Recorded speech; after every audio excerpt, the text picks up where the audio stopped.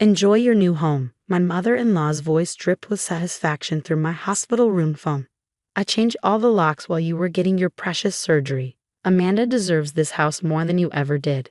I lay in my hospital bed, still groggy from the anesthesia. But my mind was surprisingly clear. 6 hours of spinal surgery, and this is what I wake up to. My mother-in-law giving my house to my sister-in-law. Are you even listening? She demanded. We're having a little housewarming party right now. Everyone agrees Amanda should have it. After all, she's actually family.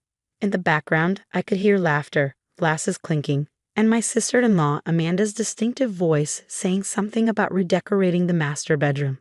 My master bedroom. Thank you for letting me know, Patricia, I said calmly. The lack of reaction in my voice clearly threw her off. That's all you have to say, she sputtered. For now, enjoy the party. I hung up and closed my eyes, letting a small smile play across my lips. Patricia had no idea she just walked right into my trap. My name is Elizabeth Cooper, and at 34, I've spent the last 3 years watching my mother-in-law Patricia systematically try to push me out of the family. When my husband Michael died in a car accident 2 years ago, she became convinced that I had no right to keep the house he and I had shared. The fact that I'd helped pay for it, renovated it, and turned it into a home meant nothing to her.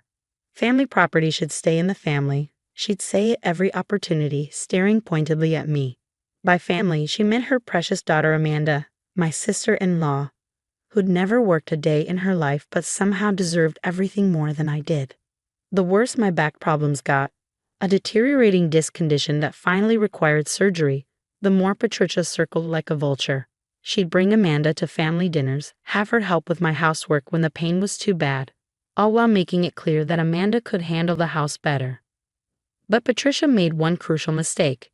She thought my quiet acceptance of her behavior meant I was weak.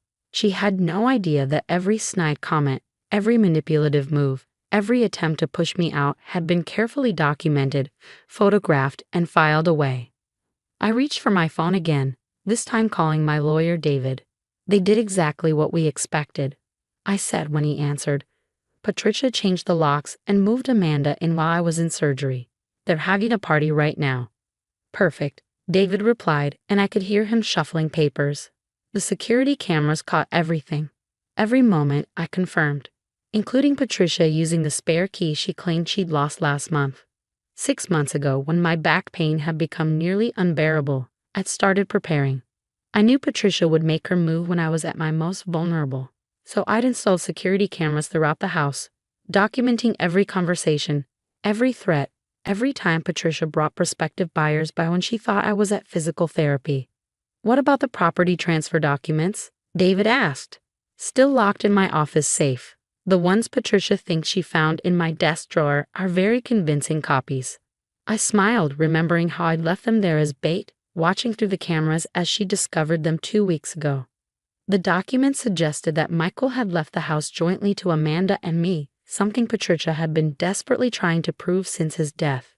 She'd been so excited by her discovery that she never bothered to verify their authenticity.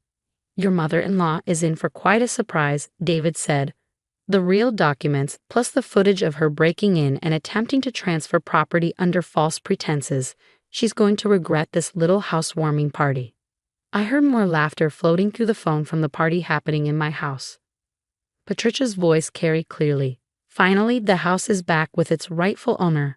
No more putting up with that gold-digging widow.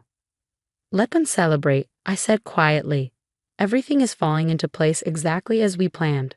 Rest up and focus on your recovery, David advised. I'll file everything first thing Monday morning. Do you want me to send the cease and desist letter to the house or Patricia's address? The house, I decided. I want Amanda to see it too. They should both understand exactly what they walked into. After hanging up, I adjusted my hospital bed and looked out the window at the setting sun. 2 years of watching, waiting, and documenting every move Patricia made. 2 years of playing the grieving, passive widow while she plotted to take everything Michael and I had built together. The nurse came in to check my vitals, frowning at my elevated heart rate. Try to stay calm, she advised. You need to rest after major surgery. If only she knew that my racing pulse had nothing to do with pain and everything to do with anticipation. Patricia thought she was finally getting her victory, giving my home to her daughter, while I was too weak to fight back. Little did she know, every decoration they hung, every celebration drink they poured, every moment they spent plotting in my house was being recorded, documented, and added to the already substantial case against them. I picked up my phone one last time, looking at the security camera feed from my house. Patricia and Amanda were in my living room, already measuring for new curtains. The party guests, mostly Patricia's friends, were wandering through my home like they owned it, probably all congratulating themselves on finally getting rid of me. "Enjoy it while you can," I whispered, turning off the feed. "You have no idea what's coming. Let them have their party. Let them think they've won. On Monday morning, they'd learn exactly why you should never underestimate a quiet woman with a good lawyer and a long memory." I closed my eyes, finally allowing myself to rest. For the first time since Michael's death, I felt at peace. Patricia's time was running out, and justice was about to be served.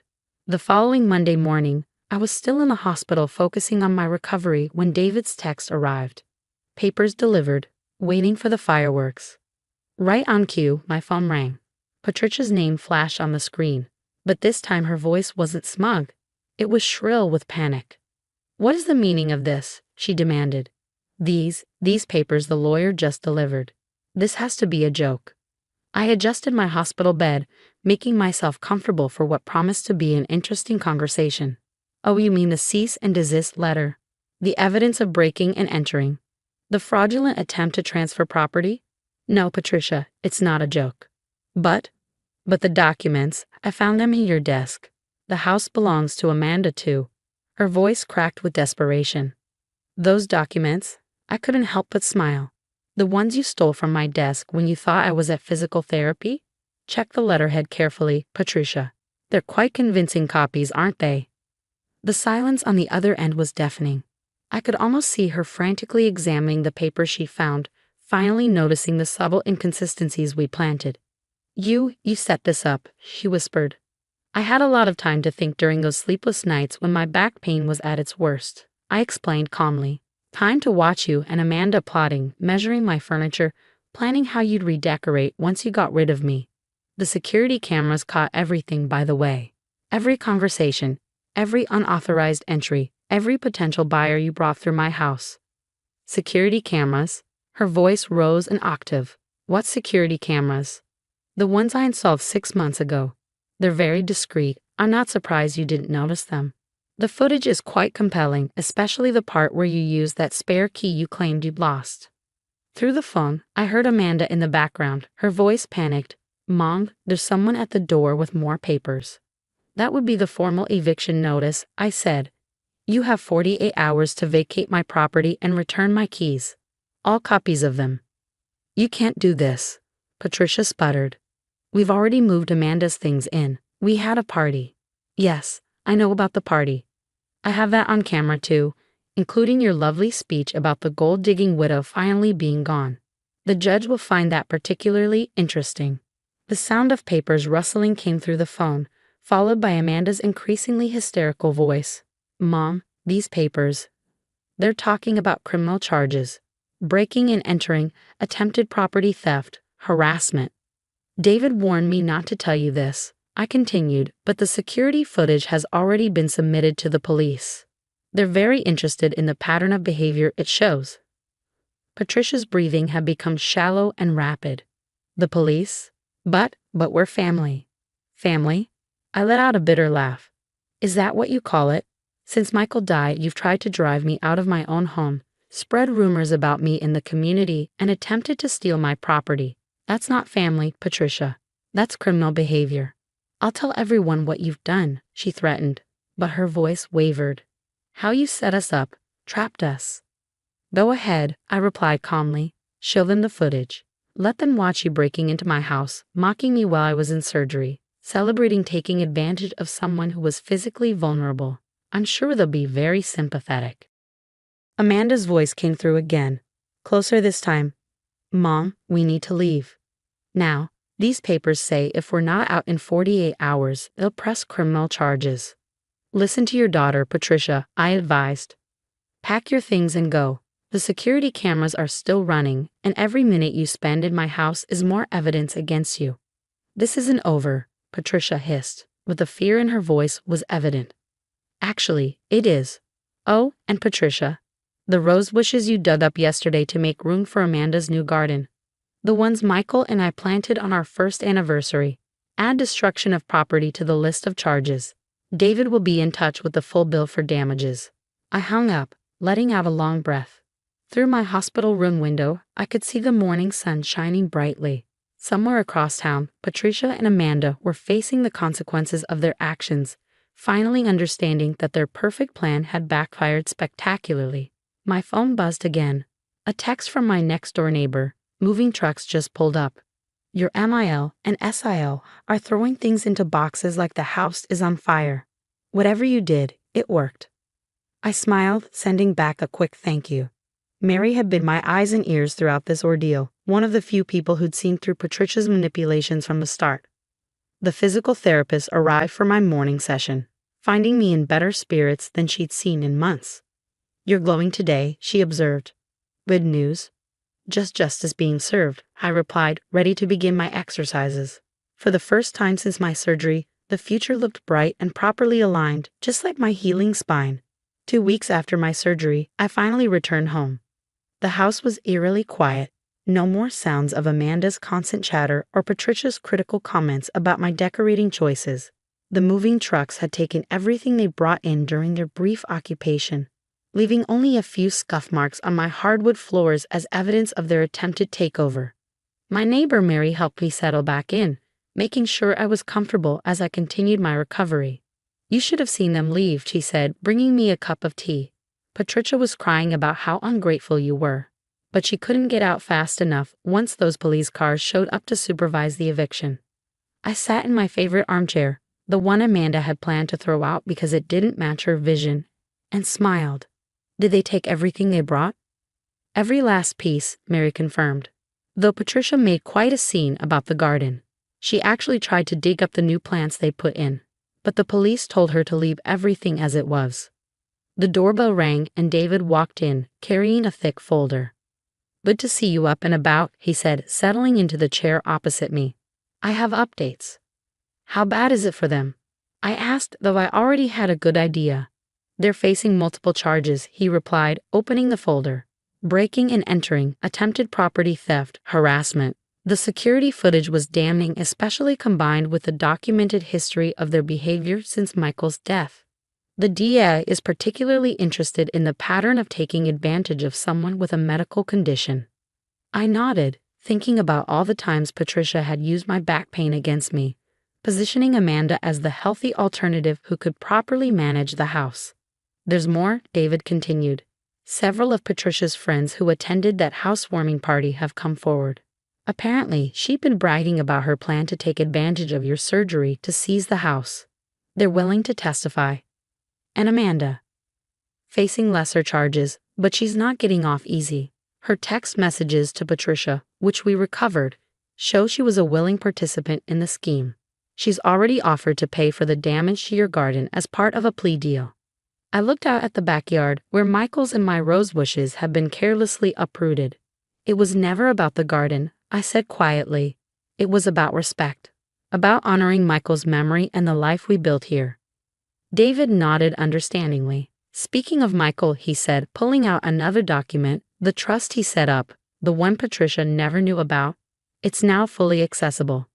You can start the renovation work you two planned whenever you're ready. Tears welled up in my eyes. Michael and I had dreamed of adding a sunroom, creating a space where we could watch the sunset together. After his death, I'd put those plans aside, too focused on defending our home from his family's schemes. Patricia and Amanda are prohibited from contacting you, David continued. The restraining order is in effect. They can't come within 500 feet of the property.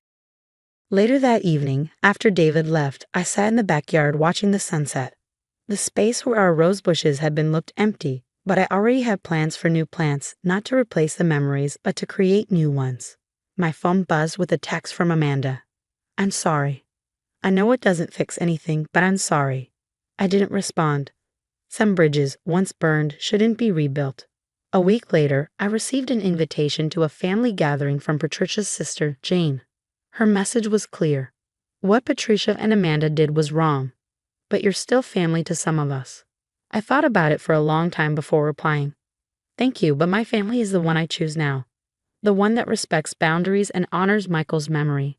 As my back healed and strength returned, I began planning the sunroom addition. The contractor started work in the spring, and by summer, I had the perfect space to watch the sunset, surrounded by new rose bushes and the memories of the life Michael and I had shared. Patricia and Amanda eventually moved to another state, their reputation in our community thoroughly destroyed. Sometimes I heard snippets about them through mutual acquaintances.